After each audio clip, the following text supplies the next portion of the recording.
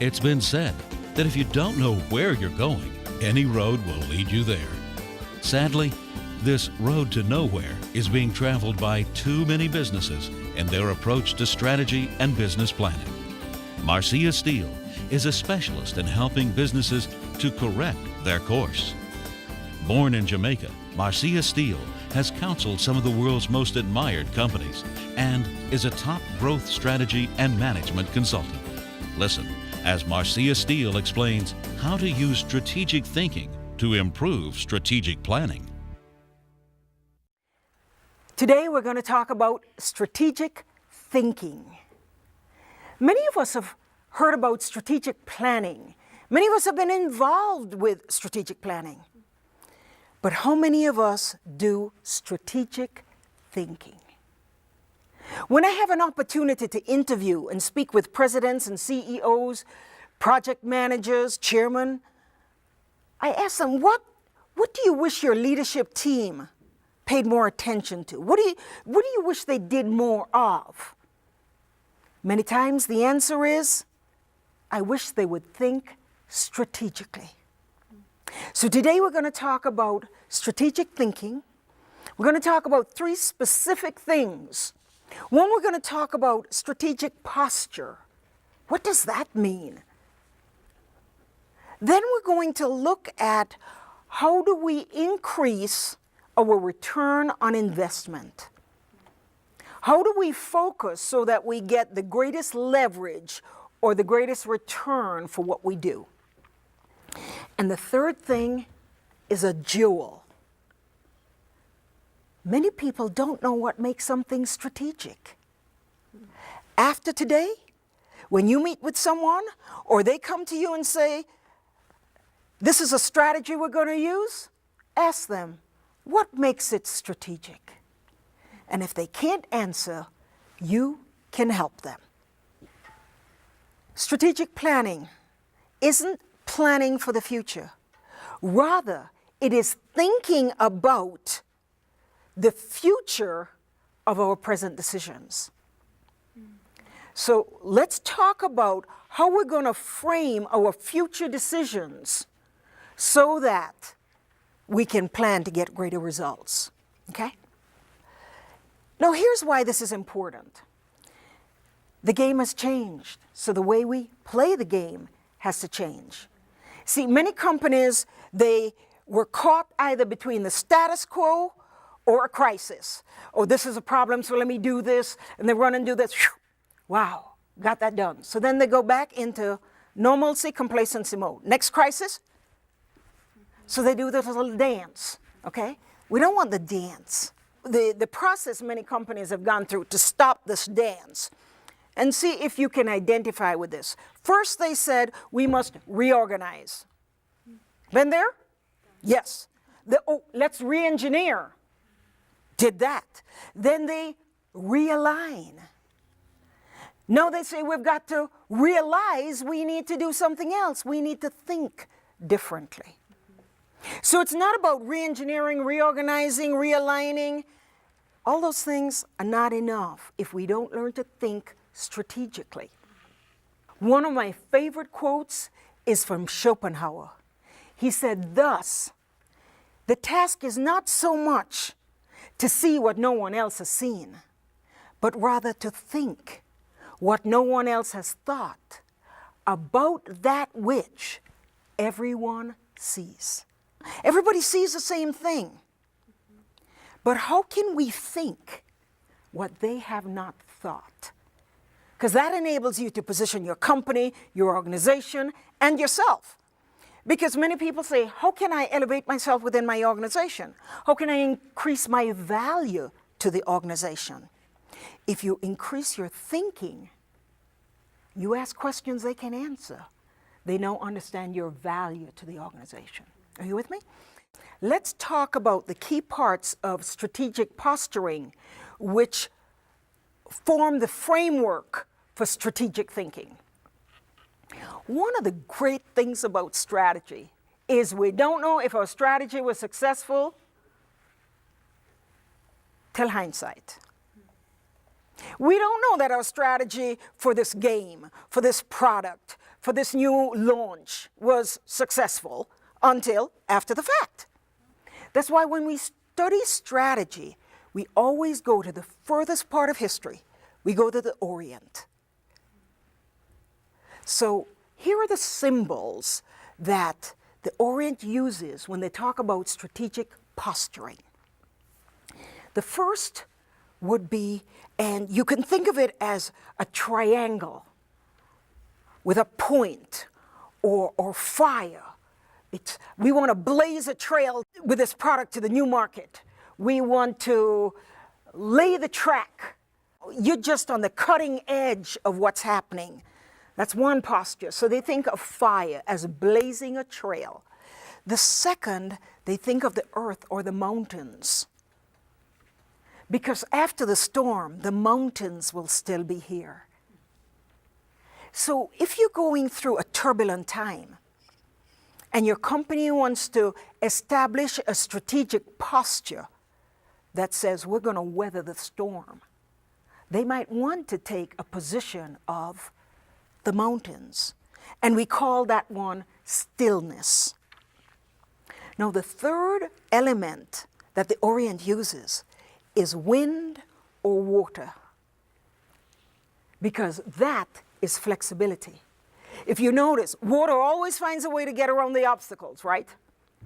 And the ultimate flexibility for a business is when the competition tries to mimic you, you just turn and do something else. Have you ever tried to hold wind? You can't. So they'll never be able to catch you. You'll always be in a winning position. And so the first thing in strategic thinking is, what posture do we want to take?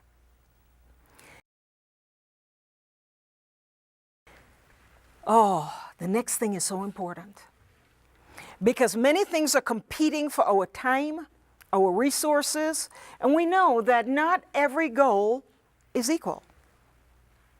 You have 5 things you want to purchase, 5 things you want to do, 4 initiatives for the company.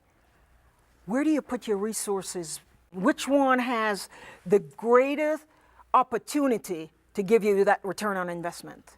In other words, what we're going to try to do in this next portion, which is called the strategic focus, is how do we align our strategies to get the maximum result?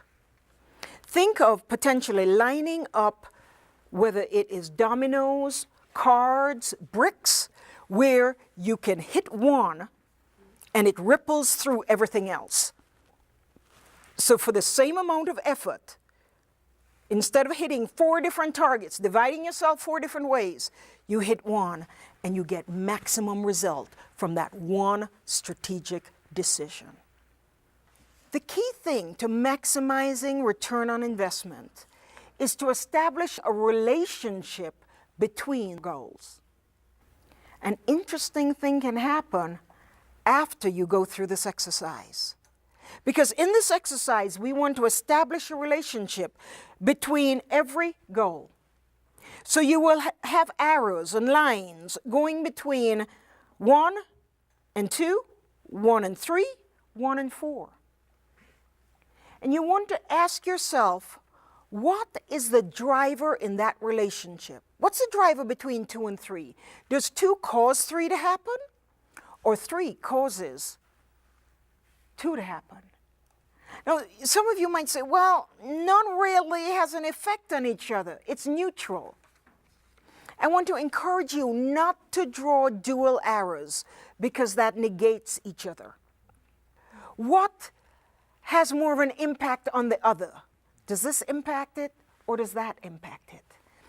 And you should have, since we have 4 goals, you should have 3 lines going in or out of each goal. One of the interesting things that we often see is you might think that number 1 was your number 1 goal.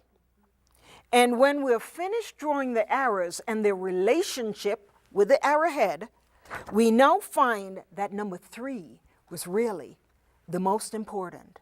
How do we know that number 3 was the most important?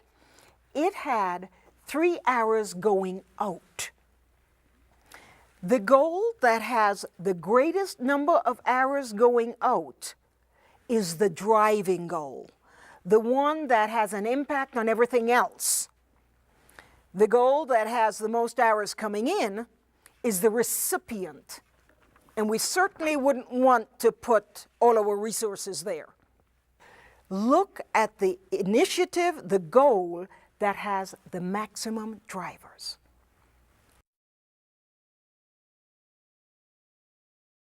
How do we make sure that what we're doing is strategic? Something is only strategic if it moves you forward to your goal, if it moves you and gives you an unfair advantage, element of surprise, if it speeds up your chances of success, then it's strategic. Otherwise, it's just a nice thing to do. In this first box, write the word goal, any goal you might have. And in the top box, label this box critical success factors. Those are the things that absolutely must go right if we want to be successful. What are the things that need to be critical for your success? A new product launch? It could be first to market. It could be expanding a product line. What is critical for you to meet this goal? Then in the second box, we want to label that barriers. What could stand in our way of success? Let's say we wanted to have a new facility. One of the critical success factors would certainly be having the cash, the down payment for the new building, the new facility, the new equipment. A potential barrier could be, do we have the funds to keep that going? Do we have the cash flow, the working capital? So we need to take a look at critical success factors and barriers. Those two things help us to focus so that we are able to develop strategies. When you know what you need to meet and what you need to overcome, everything you do strategically advances you towards the goal. I want to tell you a story. I got really excited when I got an assignment. The phone rang and it said, we're looking for a strategic planner to help us with the Olympics. That's a pretty big deal, right? I'm getting excited. You know, important gig, engagement. Little did I know, I was going to be working on garbage trucks. Yes, garbage. You see, what they wanted was someone to help them build a master schedule of all the activities they had to do between January 1st and July 1st when the Olympics started. Now, I wasn't literally riding on the garbage trucks, but I was in charge of making sure the city was clean. So what I did, I went as high in the organization as I could and asked this visual question. Pretend that the Olympics are over and you're at a major event and everybody is clapping each other on the back and high fives and handshakes. The Olympic was a huge success. With respect to my project, the Clean Sweep project, what has to happen? The answer to that opened my eyes.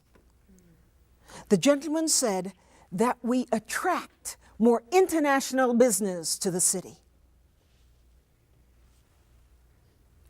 I was focusing on the goal of the Olympics. The Olympics was not the goal.